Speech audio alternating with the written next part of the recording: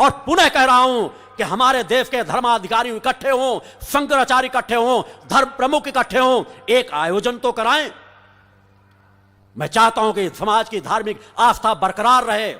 मैं किसी को अपमानित नहीं करता, मगर समाज में जो बहुत कुछ गलत हो रहा है उस पर उंगली उठाना मेरा कर्तव्य है, उस पर आवाज उठाना मेरा कर्तव्य है, क्योंकि समाज को सुधारने के लिए ही मैं जीवन का एक एक पल जी रहा हूं, अपने शरीर को तपा रहा हूं। मैंने अब अपनी पूरी साधना जनसेवा को समर्पित की है, मगर आज भी कहता हूं, इस मंच से पुनः कह के जा रहा हूं कि अगर कभी साधनात्मक तब्बल की आवश्यकता हो तो साधक साधनाएं कभी हर काल में जीवित थी, आज भी जीवित हैं।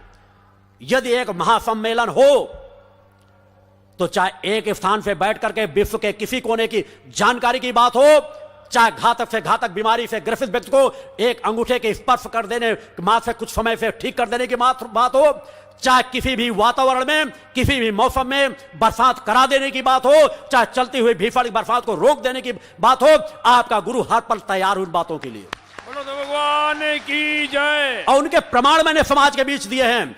8 महाशक्ति जब मैंने समाज में संपन्न किए तो मैंने पहले महाशक्ति यज्ञ में कहा था, उन शक्ति यज्ञ के आयोजक 3-4 यहां पे भी मौजूद हैं, कि मैं 8 महाशक्ति समाज के बीच अलग अलग स्थानों पे करूंगा, और यदि मेरे अलग अलग मौसमों में करूंगा, और यदि मेरे एक भी यज्ञ में बरसात न हो तो ये मान लेना मेरे पास मां की कृपा और पात्रता नहीं है, और मैं उस पुनः पात्रता को हासिल करने के लिए किसी एकांत स्थान में चला जाऊंगा, अपना मुख भी कभी समाज को नहीं दिखाऊंगा।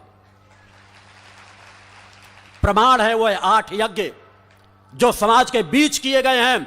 हर यज्ञ में बरसात हुई है, चाहे थोड़ी देर के लिए हुई हो, और जिस यज्ञ में भीषण बरसात को मैंने रुकने के लिए कहा, वह बरसात रुकी है कि यज्ञ स्थल के दायरे में बरसात नहीं हुई, वहां से 100 मीटर के दायरे में कई कई दिनों तक बरसात होती रही।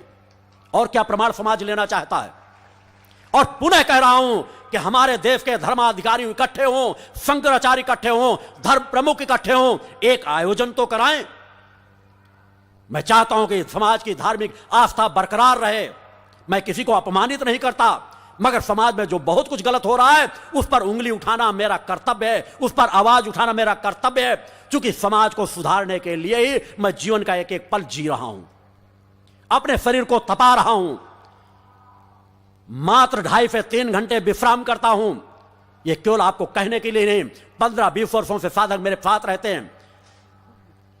19 घंटे, 20 घंटे, 21 घंटे या तो साधना या सेवा किसी न किसी कार्य में व्यस्त रहता हूं।